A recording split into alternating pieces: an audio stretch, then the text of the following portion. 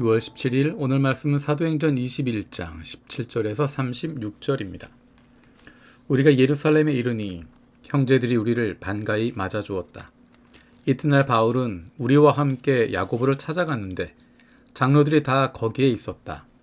바울은 그들에게 인사한 뒤에 자기의 봉사활동을 통하여 하나님께서 이방 사람 가운데서 행하신 일을 낱낱이 이야기하였다. 그들은 이 말을 듣고서 하나님께 영광을 돌리고 바울에게 말하였다. 형제여, 당신이 보는 대로 유대 사람 가운데는 믿는 사람이 수만 명이나 되는데 그들은 모두 율법의 열성적인 사람들입니다. 그런데 그들이 당신을 두고 하는 말을 소문으로 듣기로는 당신이 이방 사람 가운데서 사는 모든 유대 사람들에게 할례도 주지 말고 유대 사람의 풍속도 지키지 말라고 하면서 모세를 배척하라고 가르친다는 것입니다. 그러니 어떻게 하면 좋겠습니까? 그들은 틀림없이 당신이 왔다는 소식을 들을 것입니다. 그러므로 당신은 우리가 말하는 대로 하십시오. 우리 가운데서 하나님 앞에 스스로 맹세한 사람이 넷 있습니다. 이 사람들을 데리고 가서 함께 정결 예식을 행하고 그들이 머리를 깎게 하고 그 비용을 대십시오. 그러면 사람들은 모두 당신의 소문이 전혀 사실이 아니며 도리어 당신이 율법을 지키며 바로 살아가고 있다는 것을 알게 될 것입니다. 신도가 된 이방 사람들에게는 우상의 제물과 피와 목매어 죽인 것과 음행을 삼가야 한다는 것을 우리가 결정해서 써보냈습니다. 그래서 바울은 그 다음날 그 네 사람을 데리고 가서 함께 정결 예식을 한 뒤에 성전으로 들어갔다. 그리고 정결 기한이 차는 날짜와 각 사람을 위해서 예물을 바친 날짜를 신고하였다. 그 이래가 거의 끝나갈 무렵에 아시아에서 온 유대 사람들이 성전에서 바울을 보고 군중을 충동해서 바울을 붙잡아 놓고 소리쳤다. 이스라엘 동포 여러분, 합세하여 주십시오. 이 자는 어디서나 우리 민족과 율법과 이곳을 거슬러서 사람들을 가르칩니다. 더욱이 이 자는 그리스 사람들을 성전에 데리고 들어와서 이 거룩한 곳을 더럽혀 놓았습니다. 이는 그들이 에베소 사람 드로비모가 바울과 함께 성내에 있는 것을 전해 보았으므로 바울이 그를 성전에 데리고 들어왔으리라고 생각하였기 때문이다. 그래서 온 도시가 소란해지고 백성들이 몰려들어서 바울을 잡아 성전 바깥으로 끌어내니 성전 문이 곧 닫혔다. 그들이 바울을 죽이려고 할 때 온 예루살렘이 소요에 휘말려 있다는 보고가 천부장에게 올라갔다. 그는 곧 병사들과 백부장들을 거느리고 그 사람들에게로 달려갔다. 그들은 천부장과 군인들을 보고 바울을 때리는 것을 멈추었다. 천부장이 가까이 가서 바울을 체포하였다. 그리고 그는 부하들에게 쇠사슬 둘로 바울을 결박하라고 명령하고 그가 어떤 사람이며 또 무슨 일을 하였는지를 물었다. 그러나 무리 가운데서 사람들이 저마다 다른 소리를 질렀다. 천부장은 소란 때문에 사건의 진상을 알 수 없었으므로 바울을 병영 안으로 끌고 가라고 명령하였다.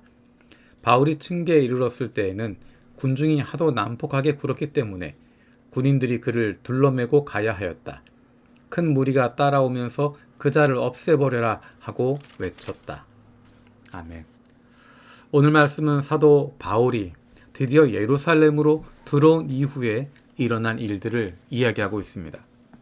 크게 두 가지의 이야기를 하고 있는데 그 두 가지의 공통점이 있습니다. 그것은 소문이라는 것입니다. 예루살렘에서 야고보와 장로들 만나게 됩니다. 그들이 이야기합니다. 유대 사람 가운데 믿는 사람이 수만 명이 된다 라고 이야기합니다.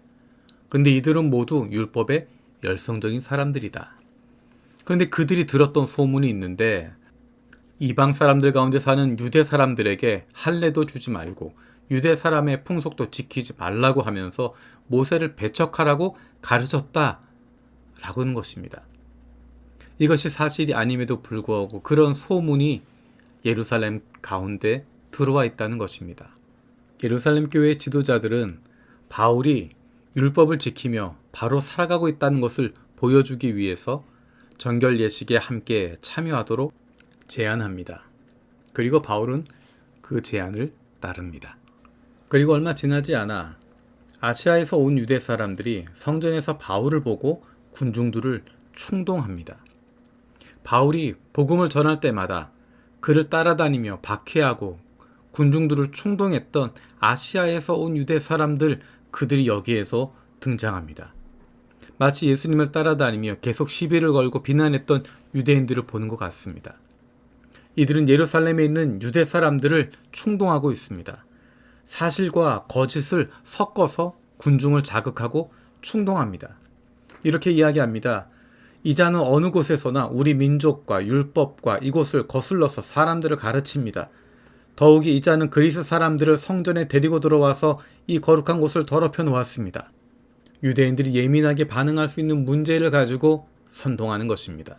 바로 이 이야기들은 유대 민족과 율법과 성전을 거슬러서 가르친다 라고 하는 이야기는 유대인들이 스데반을 돌로 쳐 죽일 때 이야기했던 논거들이었습니다. 그와 똑같은 논거로 이야기하고 있고 똑같이 사람들은 흥분하고 있고 바울을 공격하기 시작합니다. 얼마나 그 소요가 컸었는지 온 예루살렘의 소요에 휘날려 있다라는 보고가 천부장에게 올라갈 정도였습니다. 그리고 천부장과 백부장들이 달려가게 되었을 때 그때까지 바울을 때리고 있었습니다. 그리고 군중들이 하도 난폭하게 굴었기 때문에 바울을 군인들이 둘러매고 가야 할 정도로 큰 소요가 일어나게 되었습니다. 우리가 지난주에 살펴보았던 것처럼 예루살렘에 가면 이렇게 붙잡히게 될 것이다, 환란이 있을 것이다, 고난이 있을 것이다 라고 하는 것이 그대로 펼쳐지는 것입니다. 사도 바울은 예루살렘에 오면서 이것을 마음의 준비를 하고 있었을 것입니다. 그런데 사도 바울을 정말 아프게 했던 것은 그를 향한 유대 사람들의 주먹질이 아니었을 것입니다. 오히려 예루살렘 교회 안에 있었던 믿음의 형제 자매들이 바울에 대해서 의심하고 있고 바울을 향한 잘못된 소문에 흔들리고 있다는 것입니다. 바울은 철저하게 혼자밖에 없었습니다. 아무도 그를 도울 수 없습니다. 완전한 외로움과 고립에 빠져 있습니다. 그런데 놀라운 것은 바울은 그런 상황에서 뒤로 물러서지 않습니다. 왜냐하면 주님이 함께 하시기 때문입니다. 지금까지 함께 하셨던 주님께서 지금도 함께 하시고 앞으로도 동행하실 것을 믿고 있기 때문에 흔들리지 않고 담대하게 나아갈 수 있었습니다. 사람들이 아니라 주님이 함께 하십니다. 사람들은 몰라도 주님이 하십니다. 주변의 평가가 아니라 하나님의 평가에 따라 움직입니다. 그것이 바로 하나님의 사람들입니다. 살아계신 하나님 감사드립니다. 사도 바울의 모습을 보면서 우리의 신앙을 다시 한번 돌아봅니다.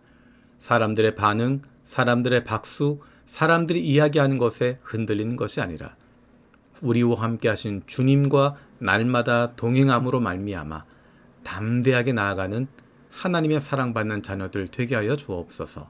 감사드리고 예수님의 이름으로 기도드립니다. 아멘.